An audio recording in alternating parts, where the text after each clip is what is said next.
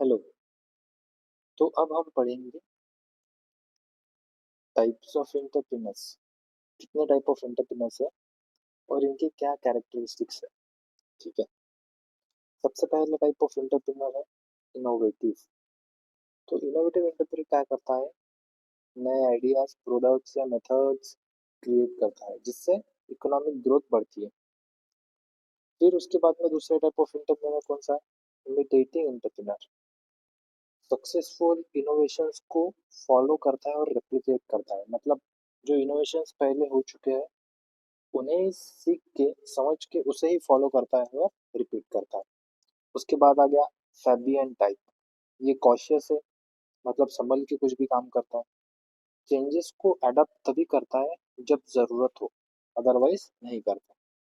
फिर आता है ड्रोन टाइप। इसमें ये रेजिस्ट करता है चेंज। चेंज अगर आए तो वो रुक जाता है, मुझे मुझे थोड़ा चेंज नहीं होना चाहिए ऐसा उसे लगता है, और ट्रेडिशनल मेथड से यूज करता है कोई भी काम अगर करना हो। फिर आता है सोशल टाइप ऑफ एंटरप्रेन्योर। वो क्या करता है, focus on social impact, education, health या एनवायरनमेंट के प्रति काम करने वाला एंटरप्रेन्योर को कहते हैं हम सोशल एंटरप्रेन्योरशिप। ये एक नई कंसेप्ट है। फिर आता है एग्रीकल्चरल एंटरप्रेन्योर। एग्रीकल्चर एंटरप्रेन्योर क्या करता है, फार्मिंग में एंगेज होता है, इरिगेशन, एग्रीटेक एक्टिविटीज और agriculture production, food processing, branding, marketing, selling, export, import, ये सारी चीजों में जो इन्वॉल्व होता है उसको हम कहते हैं एग्रीकल्चरल एंटरप्रेन्योर। उसके बाद आ गया trading. Act as intermediaries, buy and sell goods. मतलब जो मिडल मैन है वो क्या करेगा, किसी से प्रोडक्ट खरीदेगा और दूसरे को जाकर बेचेगा।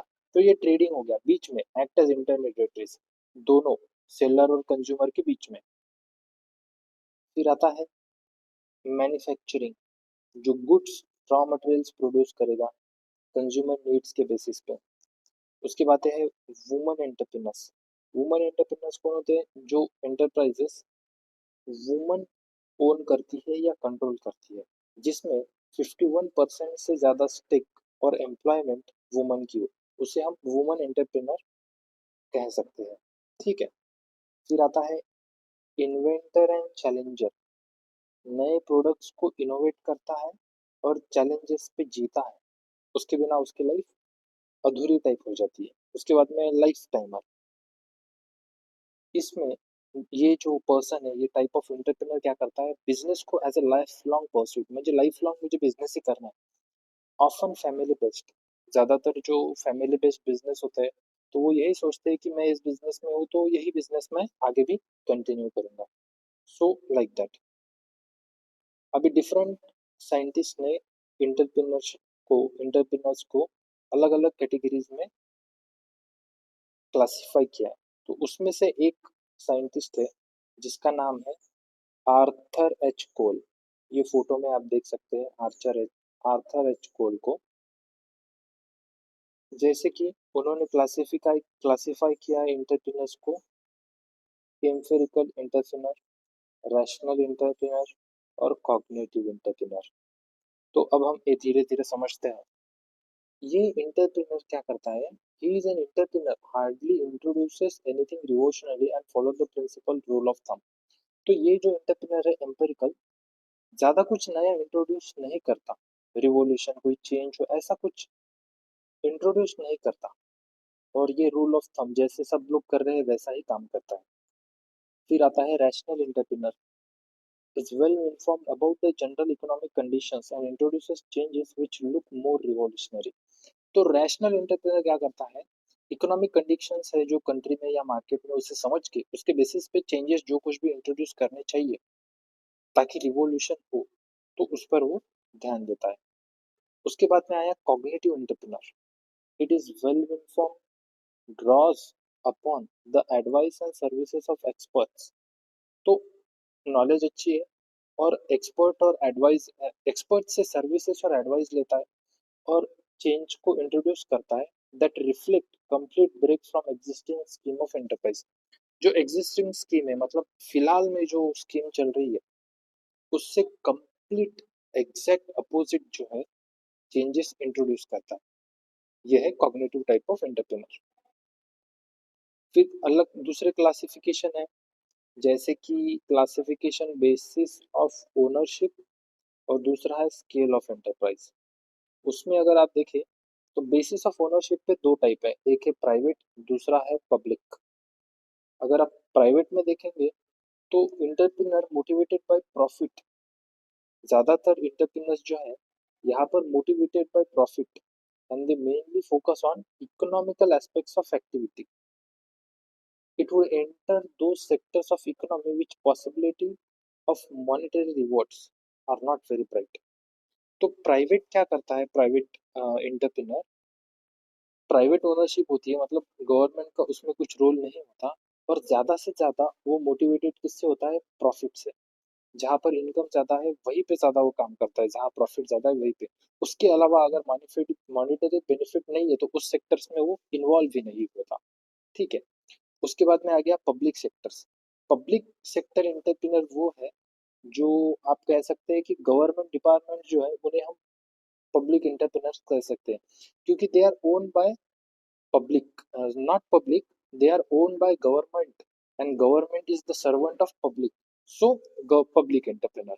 तो यहाँ पर इनका क्या है, अंडर डेवलप्ड सिटीज या कंट्रीज में जो गवर्नमेंट है वो उन सिटीज को या कंट्रीज को डेवलप करने के लिए काम करती है मोस्टली। तो हो गया पब्लिक।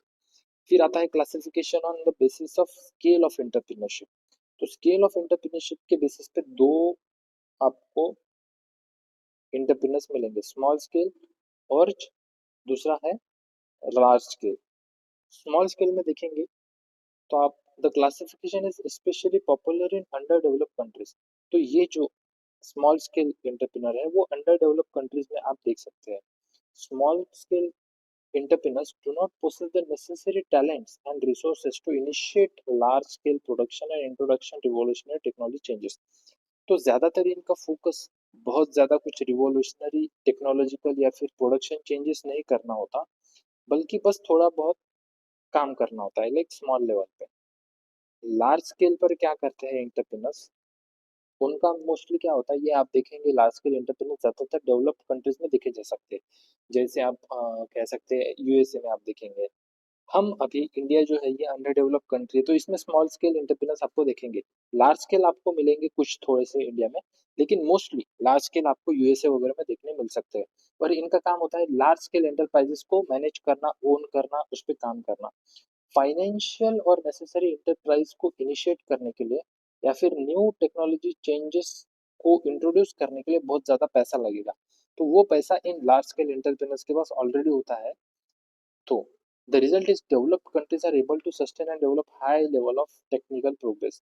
जैसे कि ये इंटरप्रेन्योर्स बहुत बड़े लार्ज स्केल पर काम करते हैं, इसकी वजह से कंट्री के पास बहुत ज्यादा कैपिटल होता है, पैसा होता है, ताकि टेक्नोलॉजिकल चेंजेस हाई लेवल पर इंट्रोड्यूस की जा सके।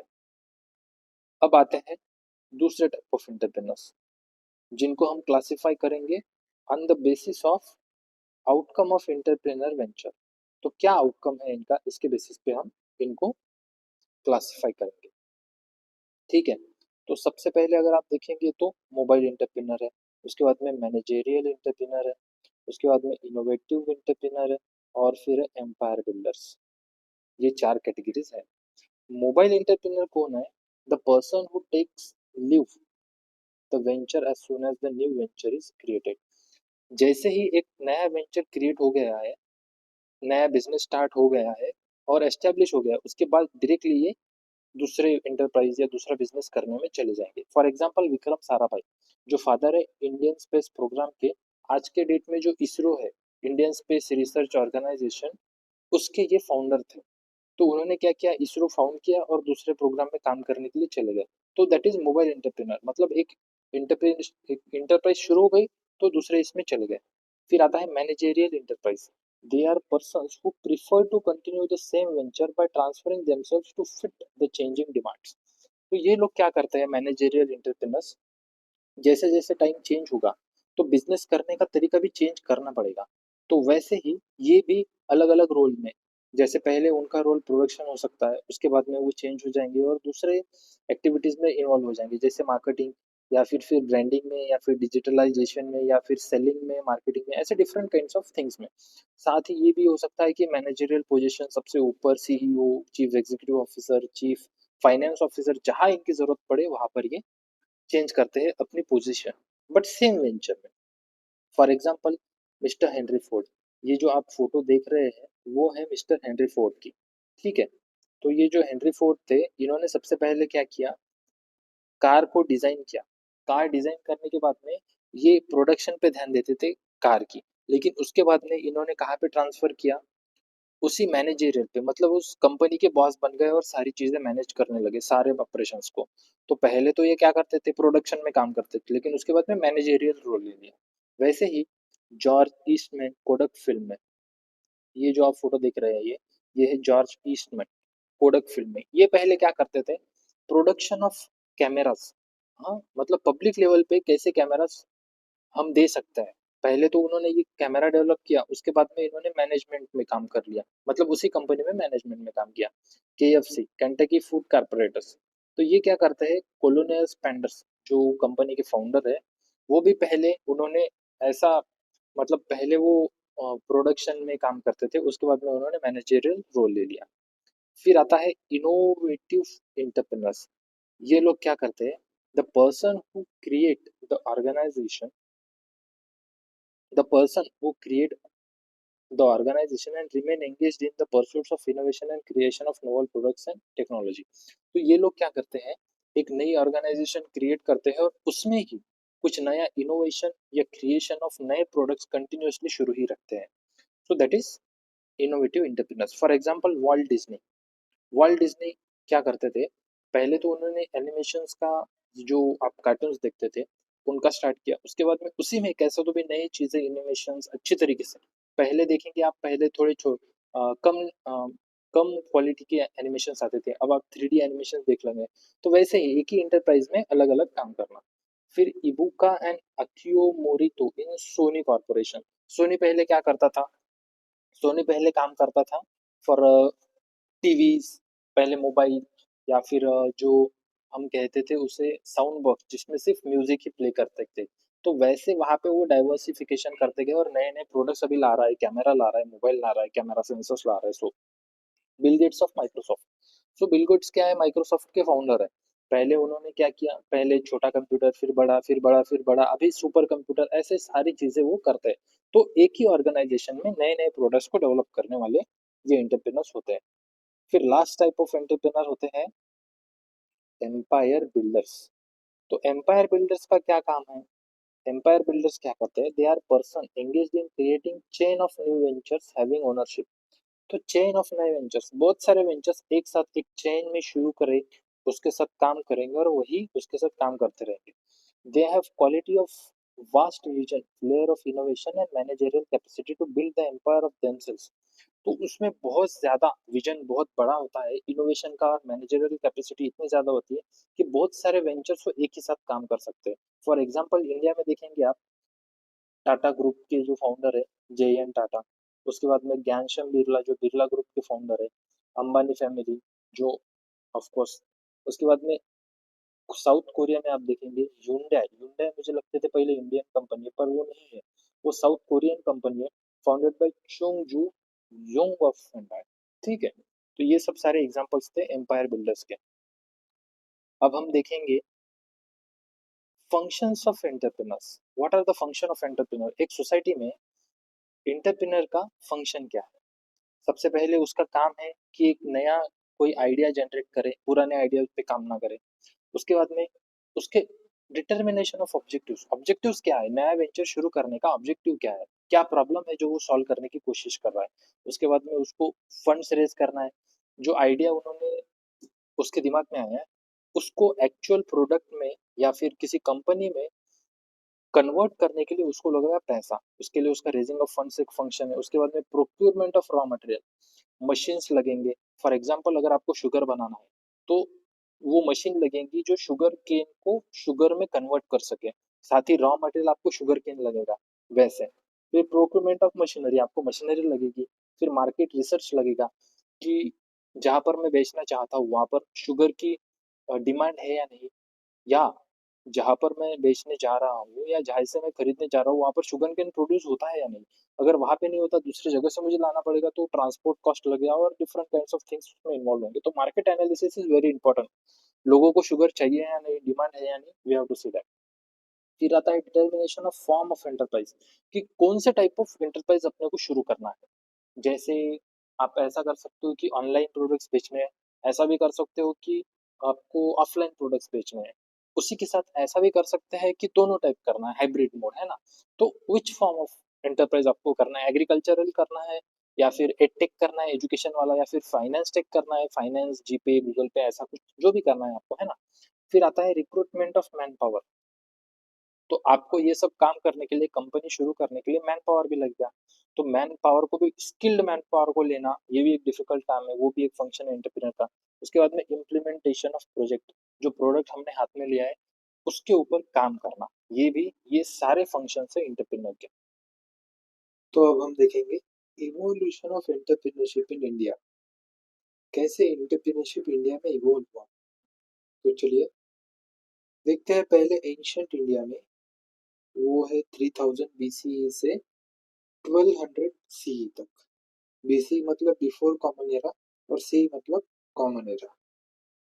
तो शुरुआत ऐसे हुई थी कि पहले की जो इकोनॉमी थी इंडिया में, आप देखेंगे रूरल थी, सफिशिएंट थी, सेल्फ सफिशिएंट थी और विलेज इकोनॉमी थी, जिसके लिमिटेड नीड्स थे।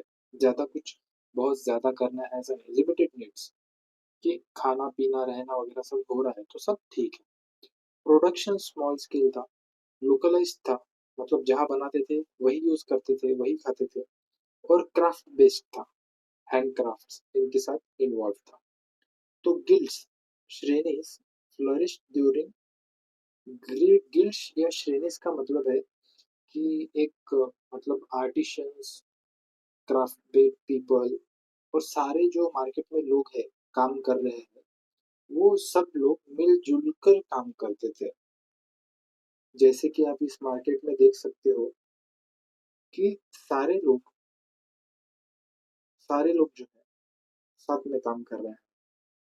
तो जैसे आप समझो, अगर आप देखोगे गवर्नमेंट कैसे साथ में काम कर रहा है, रेगुलेशंस ला रहा है कि अच्छे काम होना चाहिए, ये सब वैसे ही गिल्ड्स या श्रेणीज भी ऐसे ही थे। तो गिल्ड्स या श्रेणीज मौर्यन पीरियड में आप देख सकते हैं 332 322 से 185 बीसी तक।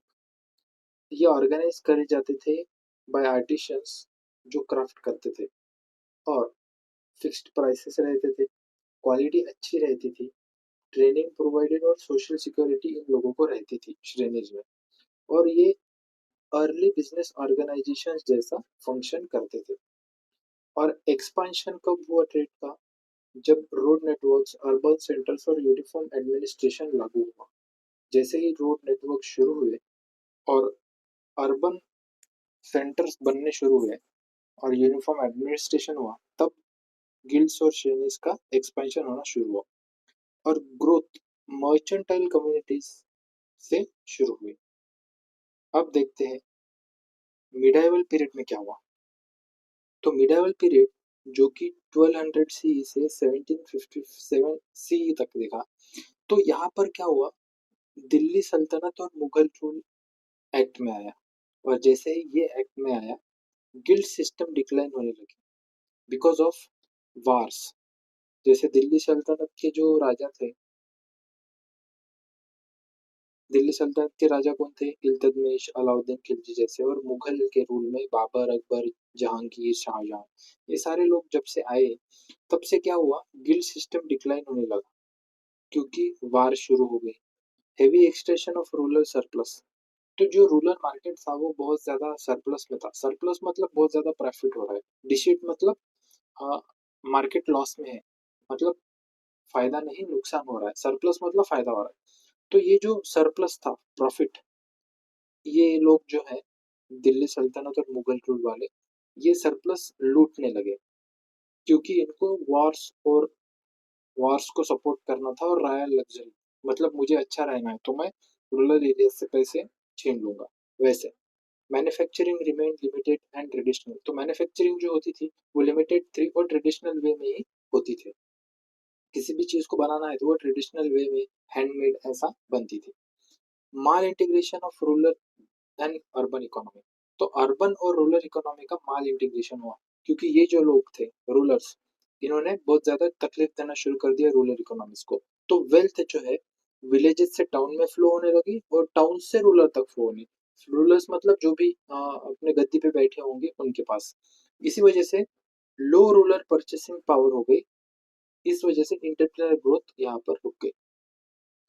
फिर उसके बाद क्या हुआ, उसके बाद ऐसा हुआ कि एंशंट इंडिया में 3000 बीसीई से 12,000 सीई तक ये सेम ही है, कोई डिफरेंस नहीं है, वही बात है कि सफिशिएंट था, स्मॉल स्केल था, क्राफ्ट बेस्ड था, श्रेणी स्ट्रांग हुए मौर्यन पीरियड के द्वारा, कंट्रोल प्राइसिंग और ट्रेनिंग को कंट्रोल की गई, ट्रेड एक्सपेंशन हुआ क्योंकि रोड्स अर्बनाइजेशन और ऑर्गेनाइज थे, ये सब सेम ही है, वही था। और मिडाइवल पीरियड ये शायद मुझे रिपीट हो गया, कोई बात नहीं, फिर से रिवीज भी हो जाएगा, ठीक है। तो मिडाइवल पीरियड में क्या हुआ, गिल्ड्स, दिल्ली सल्तनत और मुगल एम्पायर की वजह से गिल्ड्स डिक्लाइन होने लगे, लिमिटेड इनोवेशन हुआ, एंटरप्रेन्योर ग्रोथ कम हो गई, क्योंकि लोग जो पैसा कमाते थे, जो इनोवेशन करना चाहते थे, उनका पैसा जो है ये सल्तनत वाले और एम्पायर वाले लेकर चल जाते थे, इस वजह से। फिर देखेंगे ब्रिटिश रूल जब आया 1757 में, उसकी वजह से क्या हुआ कि इंडियन रॉ मटेरियल सब इंडिया क्या हो गया, रॉ मटेरियल सप्लायर हो गया, किसका, और मार्केट ब्रिटिश गुड्स के लिए। फिर policies like permanent settlement harm farmers, farmer को इसकी वजह से बहुत तकलीफ हुई, क्योंकि वो जो फॉरेन से लोग आए थे वो यही रह गए, इसकी वजह से बहुत ज्यादा डिफिकल्टी हो गई और यहाँ से पैसे जो है वो लूट कर अपने देश में लेकर चले जाते थे। इस वजह से कॉटेज इंडस्ट्री डिक्लाइन हो गई, लिमिटेड एक्सेस रहा कैपिटल स्किल्स और मार्केट के लिए। ये बहुत ज्यादा जो अत्याचार हुआ हमारे देश पे ब्रिटिशर्स की वजह से वो बहुत ज्यादा डिफिकल्ट हो रहा था, है ना। तो फिर राइज कब हुआ इंडियन इंटरप्रेन्योरशिप का, हुआ तब जब टाटा ग्रुप्स और वादिया ग्रुप जैसे अर्ली इंडस्ट्रियलिस्ट ने अपना काम इंटरप्रेन्योरशिप में शुरू किया, बिजनेस करना शुरू किया। साथ ही स्वदेशी मूवमेंट जो महात्मा गांधी जी ने शुरू किया था इंडियन लोकल इंडस्ट्री को बूस्ट करने के लिए। फिर ग्रोथ कब हुई, जब इंडिया में और ब्रिटिशर्स में इंडिया में ही वार शुरू हो गया और वर्ल्ड वॉर टू के पीरियड्स में ग्रोथ एंटरप्रेन्योरशिप की शुरू हुई, क्योंकि पैसा चाहिए था वार के लिए, उसके लिए इंडस्ट्रीज चाहिए थी, मैन्युफैक्चरिंग चाहिए थी, इस वजह से। Foundation laid by entrepreneurship because of post independence industrialisation. आज का जो इंटरप्रेन्योरशिप है वो पोस्ट इंडिपेंडेंस 1947 के बाद जब हमें इंडिपेंडेंस मिला उसके बाद इंडस्ट्रियलाइजेशन जो हुआ उसकी वजह से आज की जो इंटरप्रेन्योरशिप है वो अभी चल रही है। तो अभी क्या है, अभी हम पढ़ेंगे की stages of entrepreneurship development process. तो कौन से स्टेजेस है जिसमें एंटरप्रेन्योरशिप डेवलप होती है, ठीक है। तो इसमें सेवरल सिक्वेंशियल प्रोसेसेस है, जैसे कि फर्स्ट है idea generation. Idea generation is the first step, जिसमें हम क्या करते हैं, स्टार्टिंग पॉइंट है ये। इसमें एंटरप्रेन्योर क्रिएटिविटी को यूज करता है और मार्केट को समझता है कि क्या प्रोडक्ट की जरूरत है, ठीक है, क्या सर्विस की जरूरत है, जिसकी वैल्यू है वही यूज होएगा, अदरवाइज उसका यूज नहीं होगा। For example growing need for digital payment की वजह से फिनटेक यानी गूगल पे, फोन पे, अगर लोगों को ऑनलाइन यूज करना है, ऑनलाइन पेमेंट, तो ये जो है नीड है ना लोगों की, तो उसकी वजह से फिनटेक शुरू कर सकते हैं। उसके बाद में feasibility study and analysis, market research बहुत ज्यादा इंपॉर्टेंट है, और साथ में जो आइडिया हमारा नए प्रोडक्ट का, सर्विस का जो हम ला रहे हैं वो एक्चुअल में प्रैक्टिकली मार्केट में बेचा जा सकता है या नहीं, मार्केट में डिमांड है या नहीं, ये समझने के लिए हमें मार्केट रिसर्च करना पड़ेगा। फाइनेंशियल वाइबिलिटी मतलब जो पैसा हम लगा रहे हैं उससे ज्यादा पैसा हमें मिलेगा कि नहीं, ये समझना पड़ेगा। कंपटीशन इसमें क्या है, कितने लोग हैं, क्या कर रहे हैं, कितना परसेंटेज है, मार्केट की अंडरस्टैंडिंग बहुत ज्यादा इंपॉर्टेंट है, ठीक है।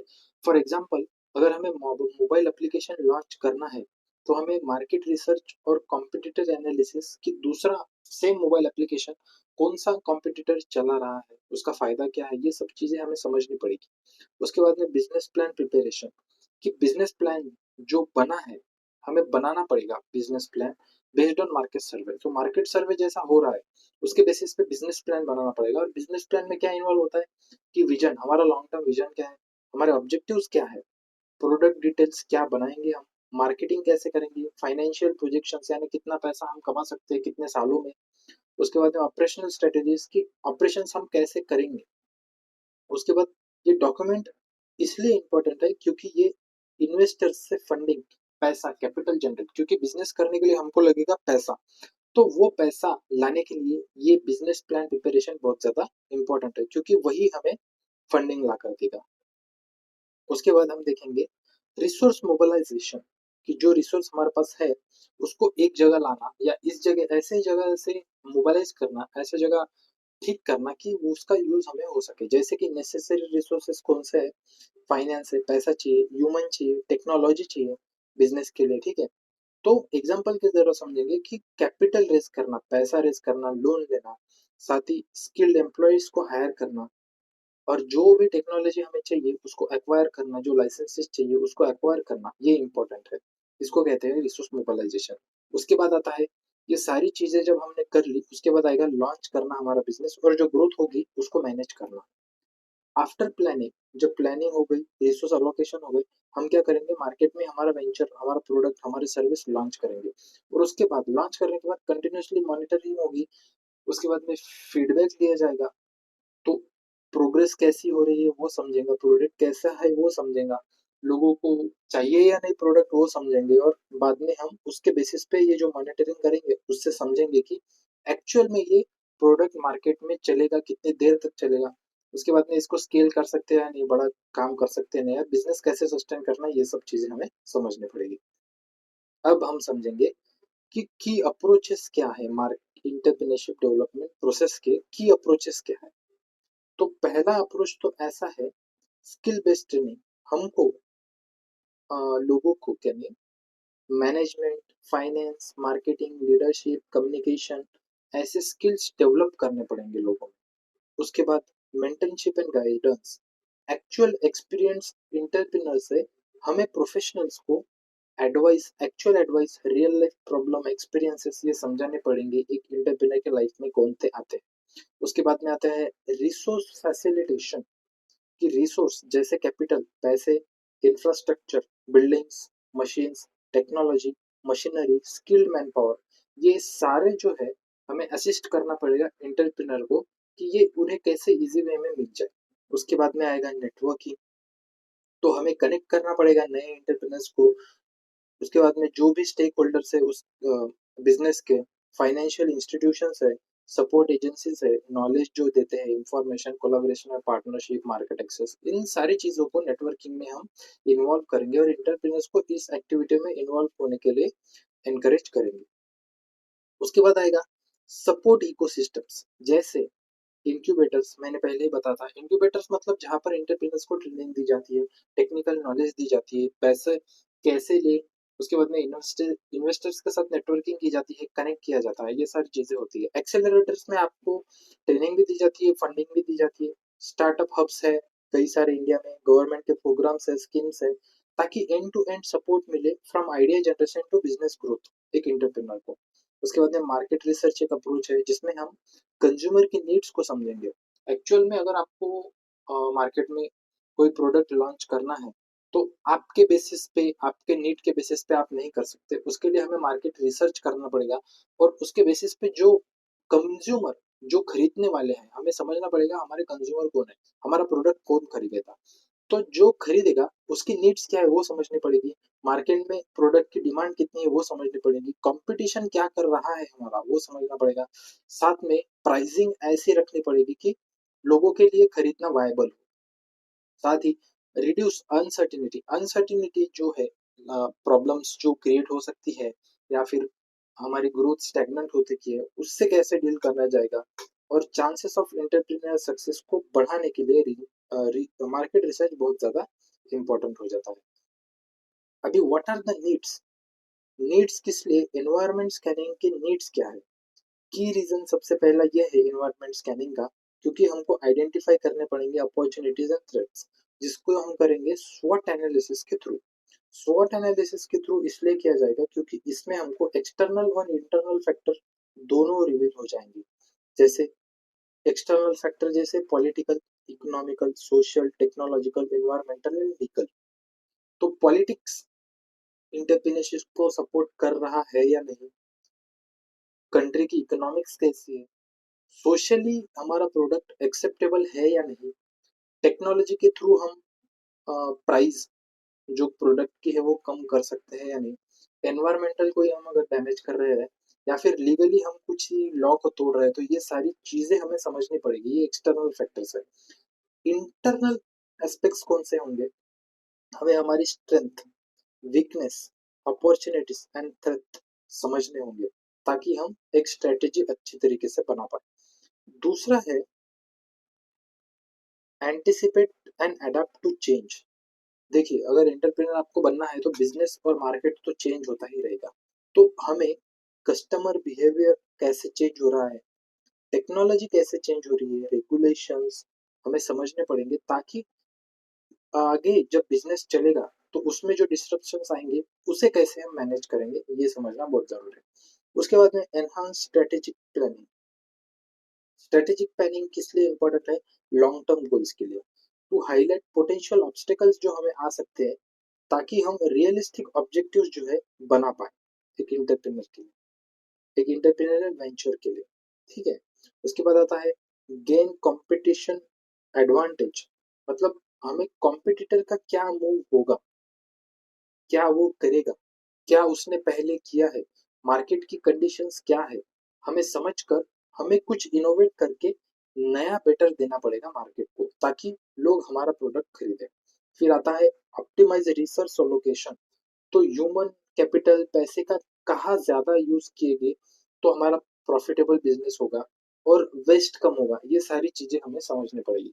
साथ ही इनोवेशन फॉस्टर होना चाहिए बाय अंडरस्टैंडिंग इमर्जिंग ट्रेंड्स, तो क्या नए लोगों को क्या नए ट्रेंड्स चाहिए, क्या बिजनेस चाहिए, क्या प्रोडक्ट चाहिए, क्या सर्विस चाहिए, वो हमें समझकर उसके बेसिस पे अगर हम प्रोडक्ट्स और सर्विस डिजाइन करेंगे और बिजनेस मॉडल बनाएंगे तो वो रिलेवेंट होंगे और लोगों को वो पसंद आएंगे और हमारा बिजनेस अच्छे से सक्सेसफुल हो पाएगा।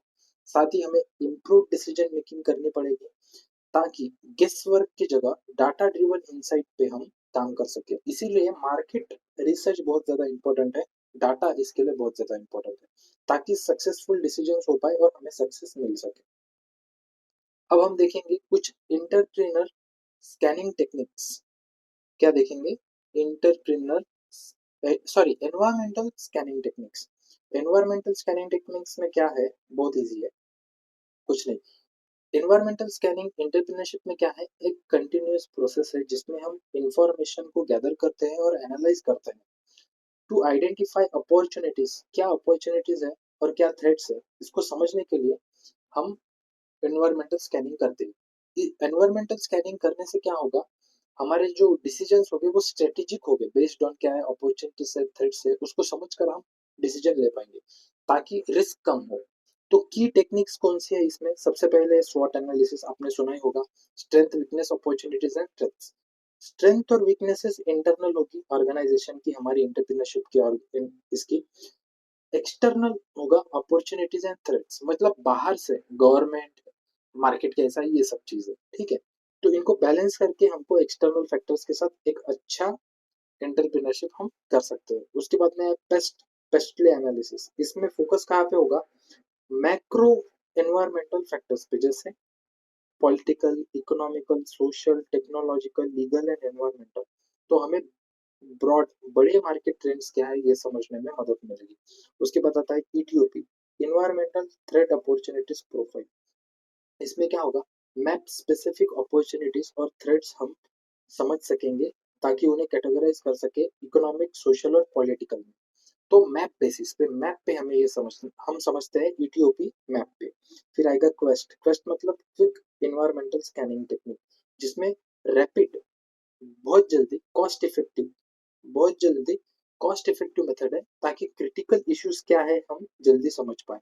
उसके बाद में सिनेरियो प्लानिंग, कि हम क्या करने वाले हैं ये हमें समझना पड़ेगा, जैसे मल्टीपल फ्यूचर सिनेरियोस क्या हो सकते हैं, उसके बेसिस पे हम क्या करेंगे, क्या आउटकम्स होंगे, क्या प्रॉब्लम्स आएंगे, उसको कैसे सॉल्व करेंगे, ये सब समझना है।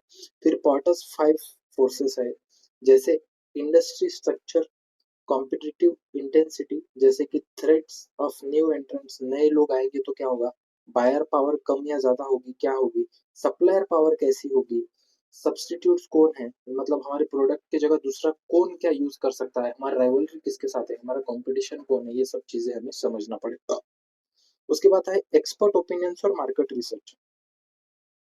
इसमें हम क्या कर सकते हैं, जिस इंडस्ट्री में हमको उतरना है, जिस प्रोडक्ट हमारा जो इस इंडस्ट्री का है, उसके जो एक्सपर्ट्स है, उस उनसे हम गाइडेंस ले सकते हैं या फिर रिसर्च कंडक्ट कर सकते हैं मार्केट में, ताकि हम कस्टमर के, कंज्यूमर के ट्रेंड्स और बिहेवियर को समझ पाए।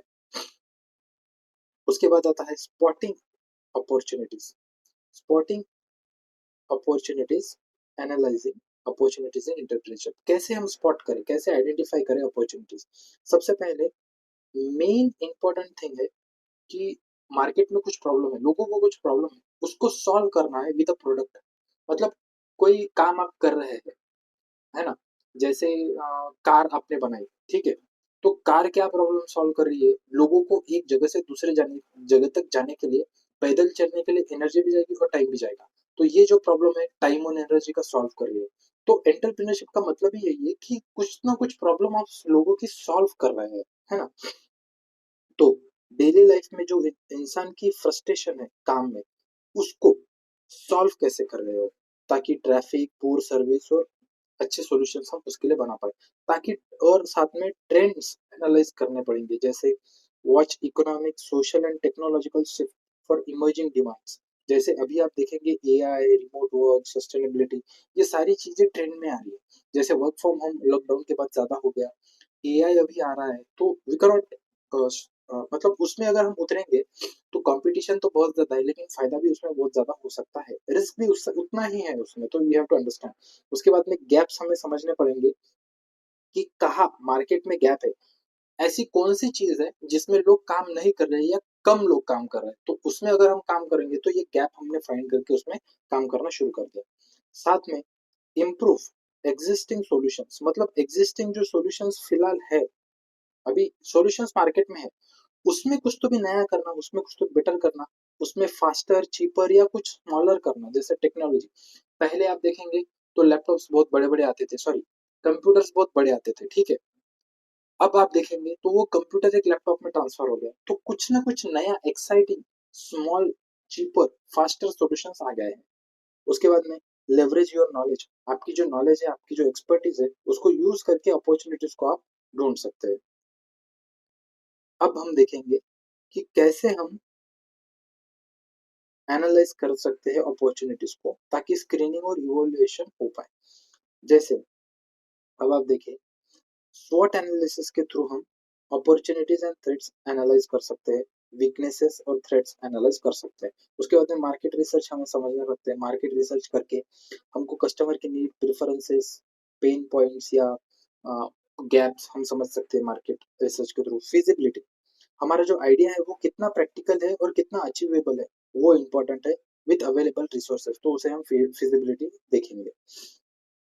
फिर क्या देखेंगे हम देखेंगे कि अपॉर्चुनिटी स्क्रीनिंग मैट्रिक्स, OSM, इससे क्या होगा, सर्टेन क्राइटेरिया लाइक प्रॉफिटेबिलिटी, कितना प्रॉफिट हो सकता है, मार्केट साइज कितना है, कॉम्पिटिटिव एडवांटेज हमारे पास कितना है, और इथिकल इम्पैक्ट इससे कितना होगा, ये इन चीज इस अप्रोच में हम देखेंगे।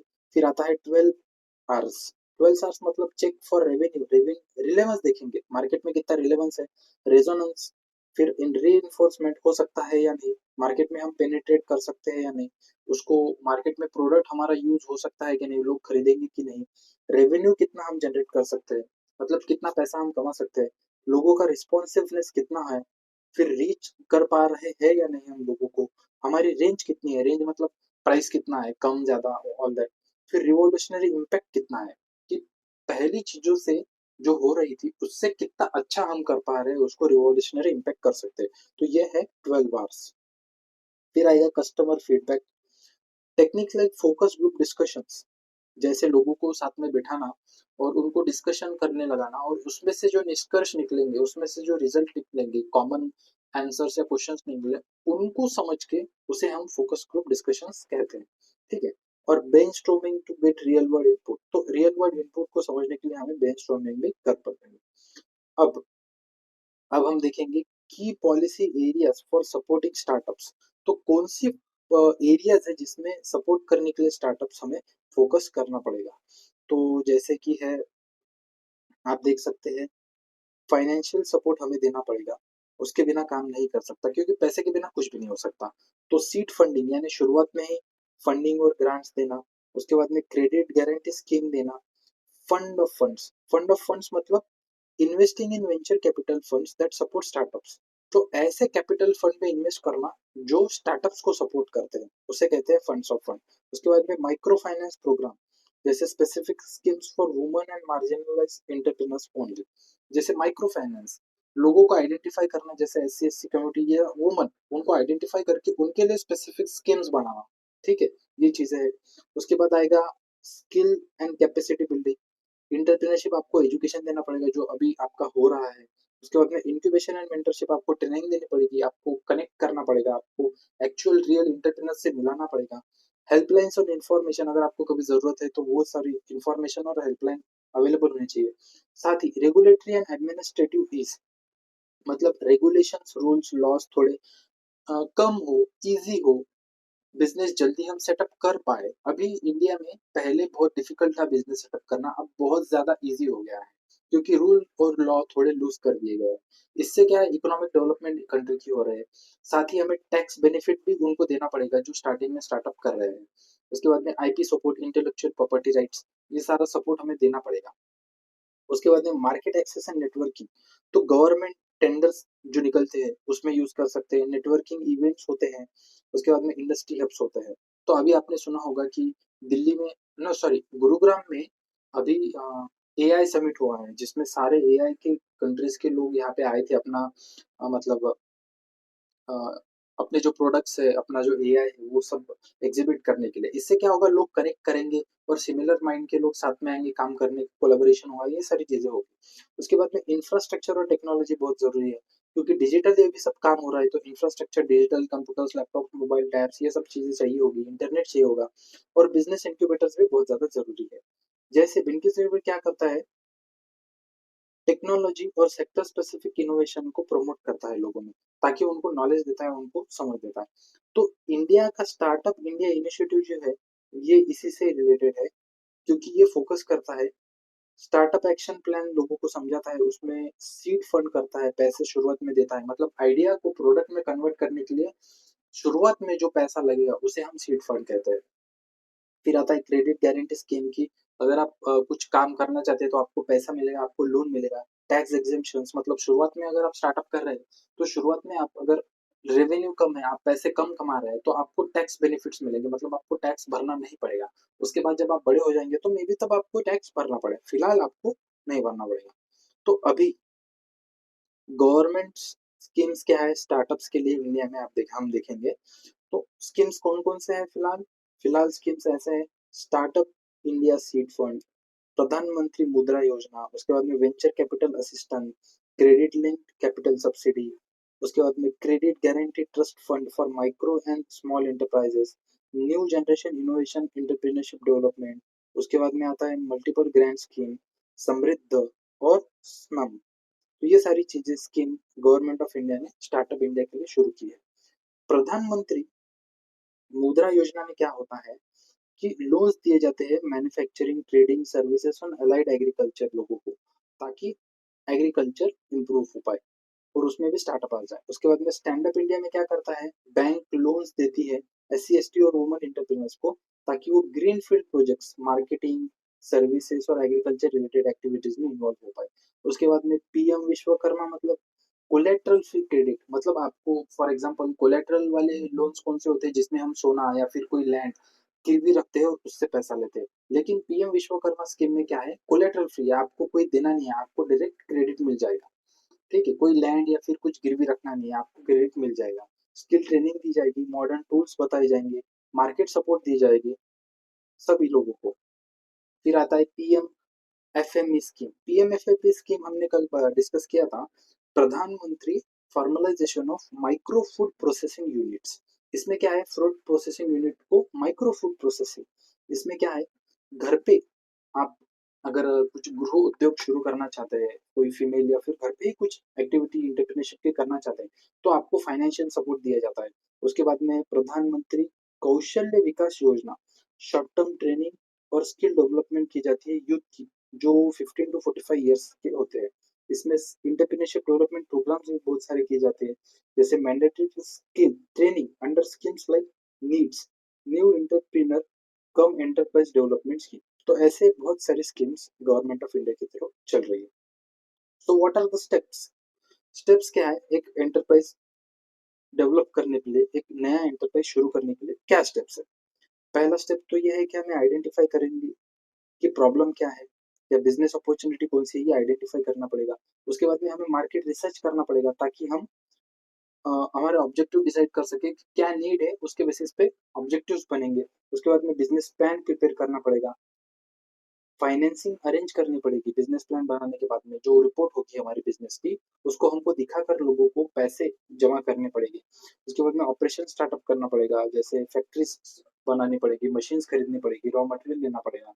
उसके बाद में हम डेवलप करना पड़ेगा मार्केटिंग और सेल्स स्ट्रेटेजी, हम ये प्रोडक्ट जो बनाए हैं वो कैसे बेचेंगे, ये समझना पड़ेगा। उसके बाद में हम लॉन्च करेंगे बिजनेस को। तो ये हो गए 8 स्टेप्स। नेक्स्ट और एक स्टेप्स फिर से हम समझेंगे, सेम ही है, कोई डिफरेंस नहीं है, एक ही। स्टेप्स क्या है एंटरप्राइज शुरू करने के? वेरी सिंपल, बहुत सिंपल। कैसे? देखिए, पहले तो डिस्कवर करना पड़ेगा बिजनेस अपॉर्चुनिटी क्या कर सकते हैं। उसके बाद में हमें साइज ऑफ बिजनेस कितना बड़ा करना है ये समझना पड़ेगा। फिर बिजनेस ओनरशिप किस फॉर्म की होगी, प्राइवेट, पब्लिक या कितने लोगों की होगी, ये समझना होगा। फिर लोकेशन क्या होगी बिजनेस की, हाँ। फिर fix capital needs of business, कितना पैसा हमें लगेगा। ऑर्गेनाइज फिजिकल फैसिलिटीज जैसे मशीन्स, बिल्डिंग्स, ये सारी चीजें करनी पड़ेगी। अच्छा लेआउट बनाना पड़ेगा हमें। फिर आएगा ऑर्गेनाइजेशन स्ट्रक्चर, लोग कैसे काम करेंगे, कौन ऊपर रहेगा कौन नीचे रहेगा, लाइक हायरार्की में, जैसे क्लर्क कौन रहेगा और बॉस कौन रहेगा, ये सब समझना। फिर मैन पावर रिक्वायरमेंट्स कितनी है, कौन से स्किल वाले मैन पावर चाहिए, फीमेल पावर चाहिए, सेम। उसके बाद में रजिस्ट्रेशन ऑफ बिजनेस हमें करना है। फिर उसके बाद में स्टार्ट कर सकते हैं बिजनेस, टैक्स प्लानिंग, ये सारी चीजें हैं जो हम एक इंटरप्राइज शुरू करने से पहले समझते हैं। तो आज का जो हमारा कंटेंट था एक्सटेंशन का, MDC 242 एंटरप्रेन्योरशिप डेवलपमेंट और बिजनेस मैनेजमेंट का सिलेबस आज एक्सटेंशन का कंप्लीट हो चुका है। तो अगर इसमें कुछ डाउट रहेगा तो प्लीज आप पूछ सकते हैं कमेंट सेक्शन में। चलिए मिलते हैं, थैंक यू।